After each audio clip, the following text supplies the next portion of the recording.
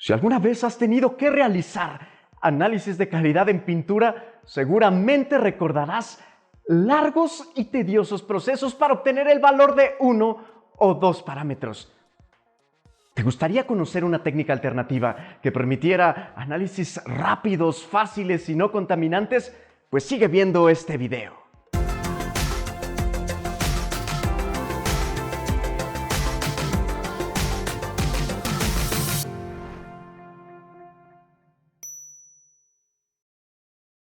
Hola, gracias por visitar este video de la serie Química Analítica, en donde estaremos revisando muchos análisis de interés y la forma más conveniente de realizarlos.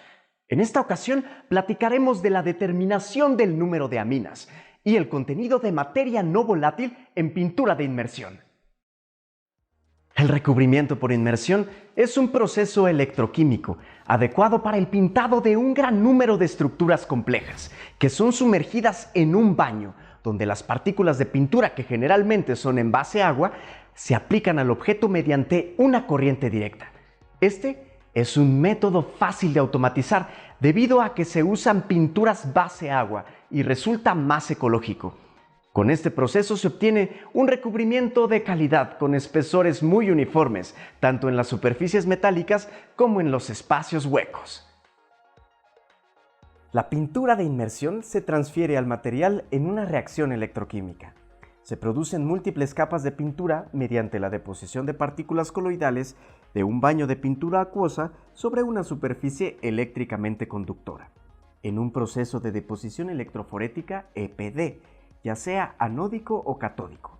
El tipo de EPD realizado depende del aglutinante utilizado. Sin embargo, el proceso catódico es el más común. De este modo, el material de recubrimiento electroforético consiste en un bajo contenido de disolvente menor de 4% de alcohol orgánico, resinas que contienen pintura a base de agua como aglutinantes, aminas orgánicas como neutralizador para estabilizar el valor del pH, agentes de reticulación para sujetar la reacción de reticulación y aditivos que le dan a la pintura un comportamiento o color específicos. El control de calidad de las características químicas y físicas de los productos terminados es de gran importancia para lograr consistencia en la pintura en sí y del objeto recubierto. Los parámetros más importantes que deben cuantificarse en las pinturas de inmersión son el número de amina y el contenido de materia no volátil. El primero refleja la cantidad de nitrógeno libre que puede protonarse y por lo tanto tiene un impacto importante en el proceso de endurecimiento de la pintura. El segundo representa la cantidad de componentes no volátiles, que es una medida indirecta del grosor de la capa de pintura.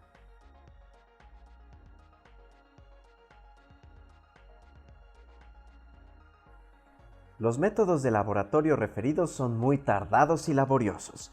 La determinación del porcentaje de no volátiles implica la elaboración de placas de metal de dimensiones y forma definidas por la norma. El uso de una balanza analítica de 0,1 miligramos de precisión, equipada con un accesorio estándar. Un horno de aire capaz de mantener la temperatura de prueba especificada a más o menos 2 grados centígrados para temperaturas de hasta 150 grados centígrados o más o menos 3,5 grados centígrados para temperaturas superiores a 150 grados centígrados y hasta 200 grados centígrados. Las mediciones se realizan por duplicado. La placa debe desengrasarse y secarse por completo 10 minutos antes de la prueba, la cual consiste en pesar la placa antes y después de haber sido recubierta por la pintura, por suspensión en el aire y en el líquido de inmersión. El método preferido para recubrir la placa es sumergirla en el material de recubrimiento, retirarlo a una velocidad constante y eliminar cualquier exceso de material de recubrimiento, por ejemplo, pasando una varilla de vidrio a lo largo del borde inferior de la placa. La placa debe secarse, curarse y enfriarse antes de ser pesada.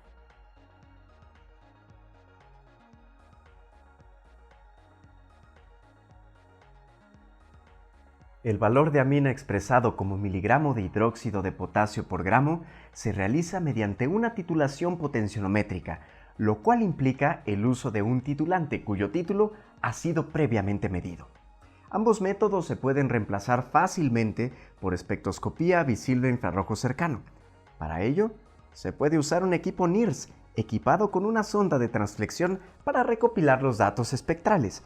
Con nuestros equipos sencillos e intuitivos cualquier persona puede obtener resultados confiables en cuestión de segundos sin necesidad de entrenamiento químico previo.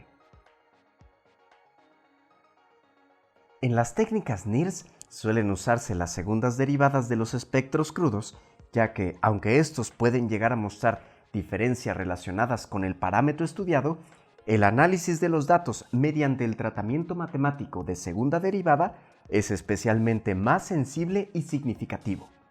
Permíteme darte un ejemplo con un estudio de factibilidad para cuantificación de aceite mineral en tubos de celulosa, que por supuesto nada tiene que ver con aminas o sólidos totales en pintura. Aquí te presento el espectro crudo total de 10 muestras, donde en la región entre 1600 y 1800 nanómetros se observan diferencias en las bandas.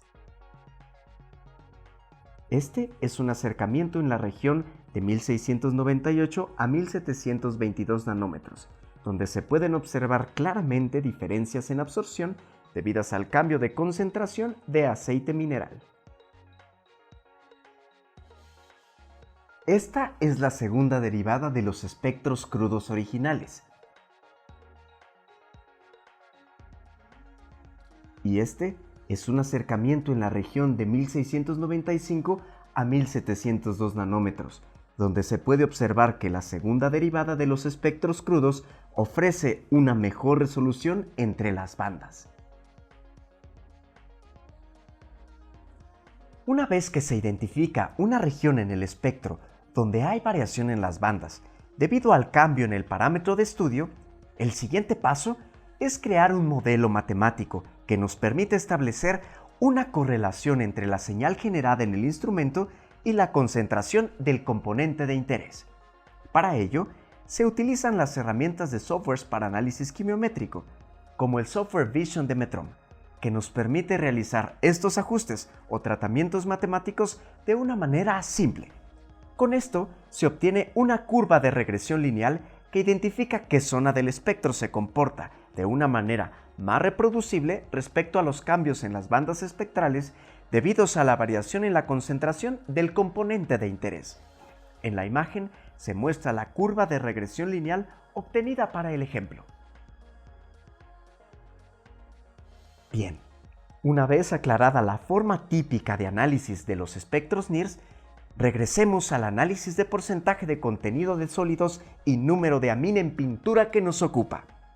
En él, el pretratamiento de datos espectrales se realizó mediante una segunda derivada con un tamaño de segmento de 10 nanómetros y un tamaño de separación de 0 nanómetros.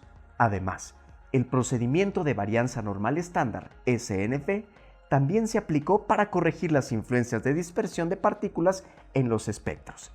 Finalmente, para verificar el rendimiento de los modelos cuantitativos derivados, se utilizó una validación cruzada interna. Para el caso del valor de amina, se observan los espectros pretratados de las pinturas de inmersión en el rango de 1350 a 1430 nanómetros, con un número de aminas variables de 37.5 a 48.3 milimoles por kilogramo. En esta otra gráfica se observa la correlación de los valores pronosticados de NIR con los datos de referencia como resultado del desarrollo de un método cuantitativo del número de aminas en la pintura de inmersión. Finalmente, en esta tabla observamos los parámetros estadísticos relevantes, los cuales son medidas del ajuste del modelo.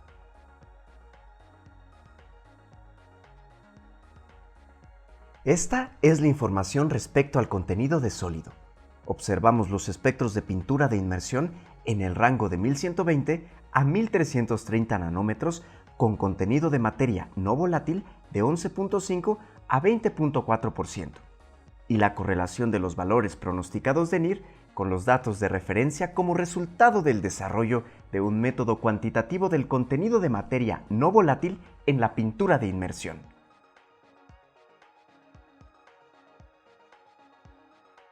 Nuevamente, los parámetros estadísticos en esta tabla. Gracias a estos modelos quimiométricos es posible realizar el análisis de ambos valores, valor de amina y contenido de materia no volátil en cuestión de segundos con el uso del NIRS Smart Probe con sonda de transflexión.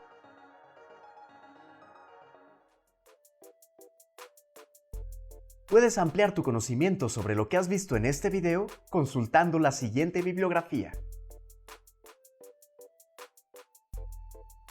Para obtener mayor información sobre este y otros temas de química analítica, visita nuestra página web, donde encontrarás notas de aplicación, nuestro calendario de cursos y seminarios y muchos otros temas de tu interés.